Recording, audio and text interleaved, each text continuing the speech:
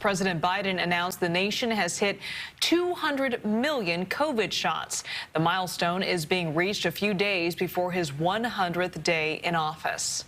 Today, we hit 200 million shots. This is an American achievement, a powerful demonstration of unity and resolve. New data from the CDC shows around 1 in 3 people in the U.S. have received at least one dose of the vaccine. The president also called on employers to allow workers to get paid time off to get vaccinated. He's announced a new tax credit to offset the cost for businesses and nonprofits with fewer than 500 employees, using funds from the American Rescue Plan. Every employee should get paid leave to get a shot. And businesses should know that they can provide it without a hit to their bottom line. The administration, this milestones despite the now week-long pause on the Johnson & Johnson vaccine due to reports of rare blood clots. A CDC advisory panel is set to meet again Friday to consider the fate of the one-dose vaccine. Well, today I interviewed Dr. Cameron Webb, a senior advisor on the White House COVID response team, and I asked him what exactly the 200 million dose milestone means in terms of immunity and getting past this pandemic.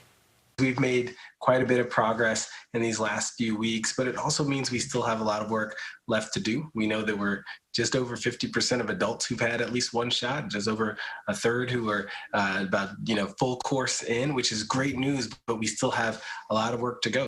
So how big a setback is the Johnson & Johnson issue pausing the use of that vaccine in the U.S.? Well, I think that it's not as much of a setback as it is just a moment for us to show our commitment to safety, a moment for us to show that even when you have 6 incidents of this, this really rare complication out of 7 million shots, that's still a moment for us to pause and make sure that we do our due diligence, that we follow the science. And so I think that's, the big dynamic there. In terms of vaccine availability, between Pfizer and Moderna, we have enough vaccine to vaccinate the American population, adults. But I think that even still, if and when it's safe, we're going to continue with Johnson & Johnson. We want to make sure we do that with the right awareness, with the right caveats, and with the right guidance for providers. Yeah, there is still a lot of vaccine hesitancy. 43% of working adults have been vaccinated. So how do we push past that fear factor or whatever may be causing people to hold back from getting that shot? Well, I think that there are a lot of dynamics that go into,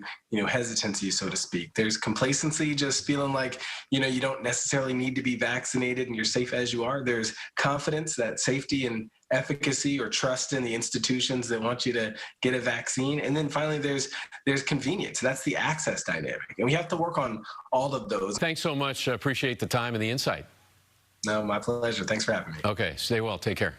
And Dr. Webb also told me if vaccinations continue at the current pace, he believes that we could be in position to reach that herd immunity in the next couple of months.